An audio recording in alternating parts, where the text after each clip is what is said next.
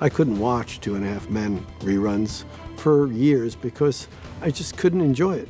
Two and a Half Men made its stars incredibly wealthy. But behind the laughter was a world of secrets that would destroy careers and lives. One actor hid a devastating illness for years while filming. Another was trapped in a contract so unfair, she begged to be paid less just to escape. And the star who saved the show, his past came back to haunt him in ways no one saw coming. What really happened to these actors after their final bow is more shocking than any episode they ever filmed. Charlie Sheen. Charlie Sheen was once the highest-paid actor on television. From 2003 to 2011, he starred in Two and a Half Men, playing a carefree jingle writer named Charlie Harper. The role fit him perfectly because it felt like he was just playing himself. By 2010, he was making $1.8 million per episode. The show became one of the biggest on TV, and the network was making over $3 million every single time an episode aired. Charlie seemed unstoppable, but everything started to fall apart. In early 2011, he entered rehab for the third time in just 1 year. CBS paused filming. Then something wild happened. Charlie lashed out at the show's creator, Chuck Lorre, calling him a clown and other insults. He even made anti-Semitic comments. Soon, his interviews became more strange. He said he had tiger blood and Adonis DNA. He called himself a warlock and said he was winning while the rest of the world watched in shock. On March 7, 2011, CBS fired him. Just like that, his $30 million salary was gone. But the problems didn't stop there. In 2009, on Christmas Day, he was arrested after threatening his wife, Brooke Muller, with a knife. He later pleaded guilty. In 2013, Charlie and Brooke lost custody of their twin sons, Bob and Max. The boys were placed in Charlie's care full-time, but the whole situation was heartbreaking. Then came the most painful truth. On November 17, 2015, Charlie went on national TV and revealed that he had been HIV positive for 4 years. He said he had paid around $10 million to keep the secret hidden. His announcement shocked the entire country. After he spoke out, something strange happened. Doctors noticed that HIV testing across the U.S. suddenly increased by 95%. People called it the Charlie Sheen effect. After being fired from Two and a Half Men, his career never bounced back. He tried to return with a show called Anger Management, but it only lasted 100 episodes. By 2020, he sold his big mansion in Beverly Hills for $6.6 million. Now he lives in a rented house in Malibu. Every once in a while, he appears in a documentary or a short cameo. But that once bright light of fame has dimmed. His journey from the top of Hollywood to where he is now feels like a cautionary tale no one saw coming. Jon Cryer. Jon Cryer was once known in Hollywood as the guy who couldn't catch a break. Every show he touched seemed to fail. Some people even called him a show killer. But everything changed in 2003 when he landed the role of Alan Harper in Two and a Half Men. It was a role that nobody at CBS wanted to give him at first. They thought he was bad luck, but Cryer didn't just prove them wrong. He ended up being the only actor to appear in every single episode of the show's 12-season run. That's 262 episodes. He turned Alan Harper, a desperate and broke chiropractor, into one of TV's most unforgettable characters. And his performance didn't go unnoticed. He won 2 Emmy Awards, one in 2009 for supporting actor, and again in 2012 as lead actor. Not many actors can say they've done that for the same role. At the peak of the show's success, Cryer was reportedly earning around $2 million every month. But while he was making millions and making people laugh, he was hiding something very serious. When he was just 24 years old, doctors found a strange, hairless spot on his chest. It turned out to be a rare kind of skin cancer called dermatofibrosarcoma protuberans, something that affects only about 1,000 people in the U.S. every year. Doctors removed it, and Cryer made jokes about it, calling it his shame cancer, because it appeared in the spot where actors are trained to show emotional pain. But the cancer came back when he was 35, and this time it was different. It was scarier. He was now a father, and the fear of what could happen hit harder than ever. The second surgery left a large T-shaped scar across his abdomen. If you look closely, You can even spot it in some episodes of 2.5 Men. As if health battles weren't enough, his personal life was falling apart at the same time. In 2004, his divorce from actress Sarah Trigger turned into a full-on war. At first, Trigger was only granted 4% custody of their son, along with $8,000 a month in child support. But in 2011, she shocked everyone by asking the court to raise the support payments to $88,000 a month. She claimed their son needed to keep up with the lifestyle of kids in elite schools, and since Cryer was earning millions, she said it was only fair. The judge didn't agree, and her request was denied. But the legal fights dragged on for years, and then came one of the strangest twists in Cryer's life. Back in the 1980s, he had dated Demi Moore while filming a movie called No Small Affair. Fast forward to 2011, and Cryer found himself sharing the screen with Ashton Kutcher, who had just replaced Charlie Sheen on 2.5 Men. Kutcher was married to Demi Moore at the time. Cryer later admitted that their first meeting was awkward. He joked that Kutcher had his growing Kabbalah beard and was now married to a woman Cryer had once dated when Kutcher was just 7 years old. Angus T. Jones. Angus T. Jones became famous when he was just a little kid. In 2003, at only 10 years old, he got the role of Jake Harper on 2.5 Men. For the next 10 years, he made people laugh every week as the funny, innocent kid on one of the biggest sitcoms in the world. But behind the scenes, something completely unexpected was building up. By 2010, he was 17 and richer than almost any other teenager in Hollywood. He was making $300,000 for every episode and had signed a deal worth $7.8 million for just 2 seasons. He became the highest-paid child actor in TV history. It looked like his future in acting was unstoppable. But in 2012, everything changed. At 19 years old, Angus appeared in a YouTube video with a religious group and said something nobody saw coming. He told people to stop watching the very show that made him famous. He called it filth and said he felt like a hypocrite for being part of it. His exact words were, "I wasn't okay with it, but I was still doing it." That moment shocked Hollywood. Soon after, the show reduced his role. By 2014, he had walked away from it completely. He later apologized to the cast and crew, saying he was grateful for the chance and still had great respect for everyone involved, but he wasn't coming back. Instead of chasing more roles, he did something very few expected. He left acting altogether and enrolled at the University of Colorado Boulder. Then in 2016, he joined a company called Tonite, working behind the scenes in media production. The company was co-founded by Justin Combs, the son of music mogul Sean "Diddy" Combs. Angus became the president of entertainment there, and it looked like he had found a new path.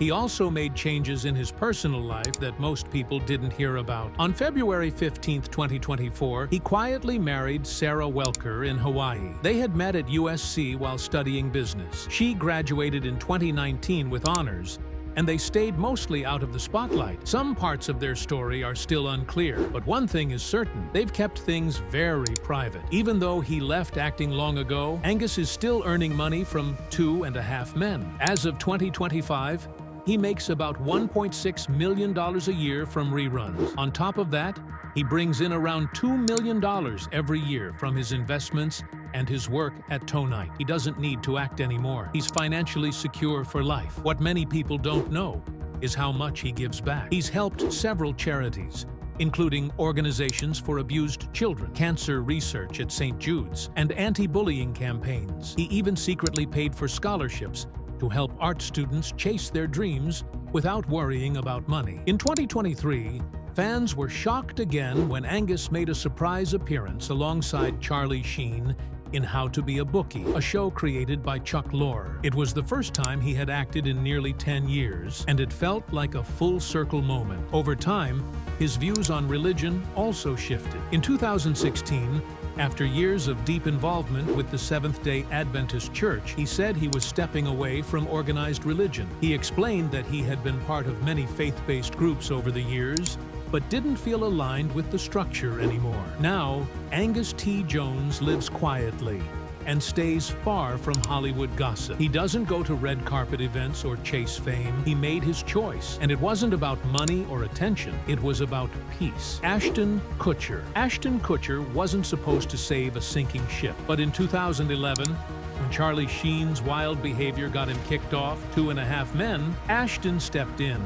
and something crazy happened. The very first episode with him aired on September 19, 2011, and nearly 29 million people watched. That one episode became the highest rated in the show's entire history. CBS had taken a huge risk, but it worked. More people started watching the show than before. Ratings went up. Viewership rose to 15 million on average, and the younger crowd especially loved it. Ashton had turned things around. He was suddenly the highest paid actor on television, making $750,000 per episode. Between June 2012 and June 2013 alone, he earned $24 million. The show stayed alive for 4 more seasons and ended in 2015.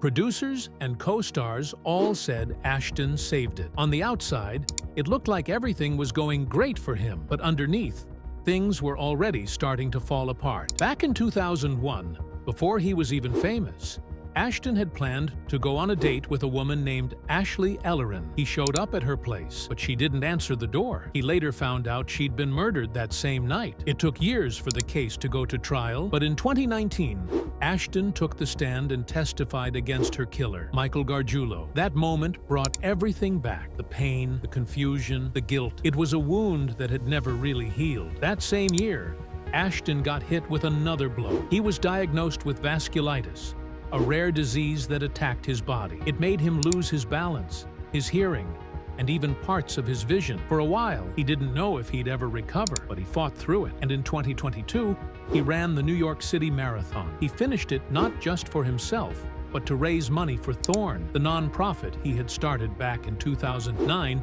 to help fight child trafficking. It should have been a victory, a comeback, but instead, everything fell apart again. In 2023, something happened that changed everything. One of Ashton's old co-stars from That 70s Show, Danny Masterson, was convicted of rape and sentenced to 30 years to life. After that, a letter Ashton had written was made public. In that letter, he had asked for a lighter sentence for Masterson. People were shocked. Outrage spread fast. The backlash was so big, Ashton had to resign from Thorn, the very group he helped build. His voice in that space was gone. His public image was shattered. Now, Ashton Kutcher's life looks very different from the spotlight days. He went from being the most watched star on television to becoming a symbol of how fast things can change. From record-breaking episodes to courtrooms and controversy, his journey has been filled with extreme highs and painful lows. Some people still see him as the guy who turned a show around. Others can't forget the choices he made after. Holland Taylor. Holland Taylor made millions laugh for over a decade as Evelyn Harper on 2.5 Men. From 2003 to 2015,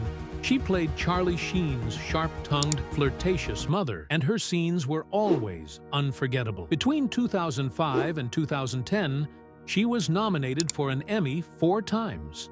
Viewers either loved her or couldn't believe what she'd say next, but no one ever forgot her. Her character was bold, funny, and shockingly honest, just like Holland herself. But it wasn't the show that brought the biggest surprise. That came in November 2015. At the age of 72, Holland gave a quiet radio interview that changed everything. She spoke calmly about her life, but one part caught everyone off guard. She said she was in a relationship with a much younger woman, and then she added something even more surprising. "I haven't come out because I am out. I live out." People started guessing who this mystery woman was. A few weeks later, the name came out. It was Sarah Paulson. She was 40 at the time. Holland was 72. The 32-year age gap set headlines on fire. But their story wasn't just about the age difference. It was about how real it felt. While most celebrity couples post everything online, these two kept their love quiet, deep, and steady. Even after nearly 10 years together, they've never lived in the same house, and they've never talked about getting married. In a 2024 interview, Holland, now 81, explained why. She said marriage just didn't feel important to them. She also admitted she sometimes worries about how much younger Sarah is. She said, "We have a big generational difference between us, which worries me for her sake." Even with all the attention on her personal life, Holland's career didn't slow down. In 2020, she got her 8th Emmy nomination for her role in Hollywood on Netflix. And in 2024, she was nominated again for The Morning Show. She's now 82, still working, still sharp, still proving that age means nothing when you have talent. Her love story with Sarah Paulson turned into one of Hollywood's most talked about relationships. Not because of drama, but because of how honest and unusual it is. Together, they challenged what people think love should look like. Conchata Ferrell, wasn't supposed to steal the show, but she did. When she first appeared as Berta the housekeeper in the early episodes of 2.5 Men in 2003, she was only meant to pop in and out, but the way she delivered every line with that dry, sharp wit made people fall in love with her. By the time the show ended in 2015, she had become one of the most unforgettable parts of it. Over those 12 seasons, she appeared in 212 episodes and became so important to the series that she was making around $150,000 per episode. That came to more than $3 million every season, something no one had expected when she first walked on set. But her talent had been shining long before she ever played Berta. She was born on March 28, 1943. In Charleston, West Virginia. Back in 1975, she had already made waves in a Norman Lear show called Hot L Baltimore, and some thought she'd become a star right then. But it took nearly 30 years for the world to finally give her the recognition she truly deserved. Her co-stars on 2.5 Men adored her. Charlie Sheen and Jon Cryer called her chatty, with genuine affection, and she had a sweet bond with the youngest cast member, Angus T. Jones. The two would spend hours talking about books and video games between takes. Off-screen, she was nothing like Berta. She was warm, funny, and kind. Even after the show ended, Conchata kept working. In 2015, she appeared in Krampus, a dark Christmas movie. The next year, she was on Grace and Frankie, and in 2017, she had a recurring role on The Ranch. Her last full project came in 2018, a cozy holiday movie called A Very Nutty Christmas. But while she was smiling on camera, something serious was happening behind the scenes. In December 2019, while at her home in Charleston, she started feeling weak. What looked like a simple sickness turned into something terrifying. A kidney infection had spread through her bloodstream, and she was rushed to the ICU. She spent weeks in the hospital before being moved into a care facility in January 2020. She couldn't walk and needed physical therapy just to sit up. Slowly, she began recovering and returned to Los Angeles in February. She even told friends she was excited to get back to acting, but her recovery didn't last. In May 2020, she fell ill again and had to be hospitalized. Just 2 days later, something terrible happened. Her heart stopped for nearly 10 minutes. Doctors were able to bring her back, but things were never the same after that. She stayed in intensive care for over 4 weeks, barely conscious, unable to speak, and unable to move. She was moved to a long-term facility where she needed machines just to breathe. Dialysis became a regular part of her days. Her condition was described as semi-conscious. She could hear things, maybe even understand them, but she couldn't respond. Then, on October 12, 2020, Conchata Ferrell died in Sherman Oaks, California. She was 77 years old. The cause was complications from that same cardiac arrest. And in one of those painful twists that life sometimes brings,